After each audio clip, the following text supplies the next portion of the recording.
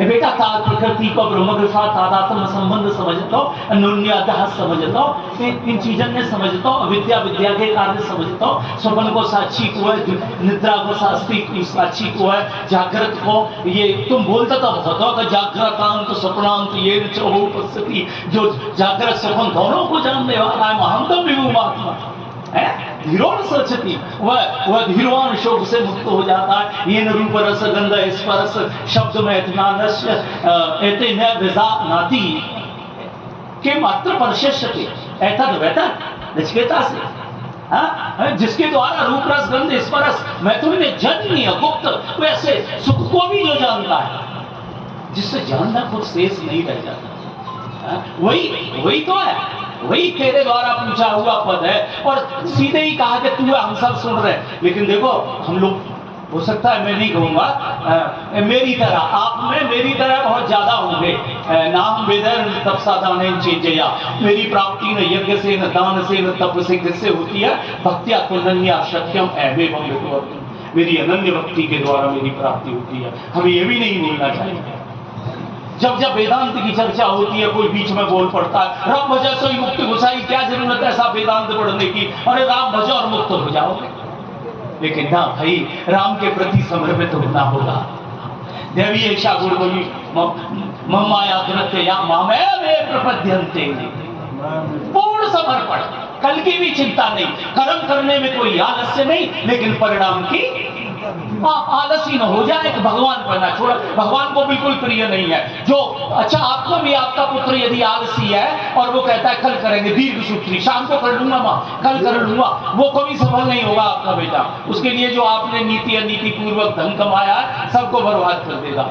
आलस्य अनर्थ की जड़ है, भगवान को आलसी कभी पसंद नहीं। इसलिए जो कर्म भी है, कर्मठ है, वो कर्म तो करने योग्य को कभी, क्योंकि धर्म की परिभाषा ही यही है, वास्तविक ये सर्वोपरि धर्म की परिभाषा है, जो धारण करने योग्य, देश काल परिस्थिति के अनुसार इंद्रियों द्वारा जो धारण करने योग्य है सो धर्म है। तस्मात् धर्म हाथ भी हो सर्वदा सुख में छिदा, इसलिए कभी धर्म को नहीं छोड़ना। अभी लोग तो, हम लोग धर्म की परिभाषा नहीं समझ पा रहे ठीक से, हम समझते हैं कि वहाँ परिक्रमा लगाया है, ये हो गया धर्म। चाहे पड़ोसी भूखा मर रहा है, मदद करने के लिए तैयार नहीं है, भाई से अलग होके भाई पड़ोसी हो गया, भतीजों पर के प्रति कोई कर्तव्य दायित्व नहीं रहा, पड़ोसियों के प्रति कोई दायित्व नहीं है, रेल में बहन माताएं खड़ी है बच्चा लेके, और हम बैठे, कोई बच्चा पानी के लिए रो रहा है, हमारे पास बोतल है, हम क्यों देते हैं, दिल्ली तक जाना है, हम कौन भर के लाएगा, हमें क्या मतलब। ये पता नहीं अगले पल ही एक्सीडेंट हो जाएगा। अहमदाबाद में क्रैश हो गया, 242 लोग, बहुत धनवान लोग, करोड़पति। 260 कहो, 260, अरे कम मत करो। अच्छा 260 लोग, उड़ा 2 मिनट में गिर गया, आग लग गए, सब मर गए, और एक आदमी कैसे भी सीट उछल के उसकी, चलो ठीक है जो भी हो, और पल का पता नहीं, पल का पता नहीं। हमारे एक बहन गीत गाता थी, आओ सजा ले आज को कल का पता नहीं, कल की तो छोड़िए जनाब, पल का पता नहीं। तो जाने से पहले मौत को कैसे भूल गया मैं, तो कोई पता नहीं, जानने से जान लो, समझ लो ठीक से, अपने ठीक धर्म का पालन समय पर होना चाहिए। अगर पानी नहीं दिया है, आपने पानी है, आप खड़े होने में समर्थ हैं, तो आपने जगह नहीं दी, और आप बोझ उठवाने के लिए आप तत्पर हैं, योग्य है, सामर्थ्यवान है, किसी का बोझ नहीं उठा रहे, घर में पैसा है, किसी का बच्चा बीमार है, आप मदद नहीं कर रहे, कैसे कल्याण हो जाएगा?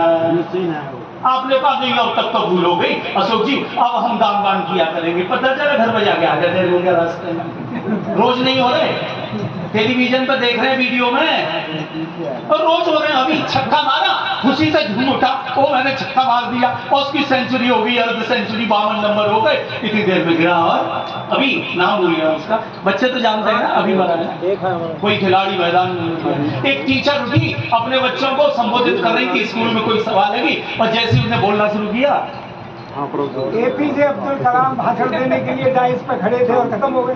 हाँ, तो मतलब कल का पता नहीं, कल बूढ़े हैं जाए, बालक बड़े हैं जाए, दीक्षा लेंगे, देख बालक बड़े हैं जाए, देख बूढ़े हैं जाए, तुम्हें पता है तुम शाम तक रहोगे। अरे इसलिए समय का उपयोग करो, शीघ्र करो, शीघ्र शीघ्र। तो चलो ये ज्ञान की तो बात बहुत हो गई है भाई, मैं जानता भी नहीं हूँ, बहुत कम जानता हूँ। अब मैं जाया करूँगा महापुरुषों के पास, सीखने आया करूँगा। आप सब मेरे गुरु हैं और गुरु भाई हैं, बड़े हैं उम्र में, सबसे सीखूंगा। अच्छा, आप थोड़ा देश की बात कर रहे हैं। आप जानते हैं हम सनातन की जय बोलते हैं, सनातन धीरे धीरे से उछता जा रहा है, कम होता जा रहा है। आप जानते हैं रोजाना तस्वीर खिलाई जाती है। खाओ अपने बच्चों की कसम, कहो कि हम बच्चों की कसम खाते हैं, हम राम को नहीं मानेंगे, कृष्ण को नहीं मानेंगे, हम मंदिरों में नहीं जाएंगे, हम तीर्थ में नहीं जाएंगे, हम बुद्ध को मानेंगे। हजारों हजारों की संख्या में हमारे भाई, हिंदू भाई ले रहे हैं।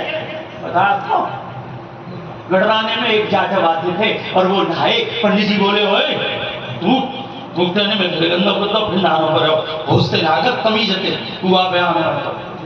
कोई बात नहीं, सवेरे को पंडित जी गए गंगा जी, उसे पता चल गया, वो भी गंगा जी पीछे पीछे स्टेशन पे आया। बोले पंडित तुम्हारी संग गंगा जी में चल रहा हूँ, आज मैं तुम्हारे संग पवित्र रह जाऊंगो, तो तुम कलेश तो न करो, वो कुआ पे नहा। अब गंगा जी में चले गए, सब जाटव भाई पश्चिम दिशा में जितने जलवायु वो तो खुला हवे कदे मान जाए तो गुआया के चित तैयारी है ना, इसके गांव में गंगा जी को दुनिया नहरी है तो नहीं ना।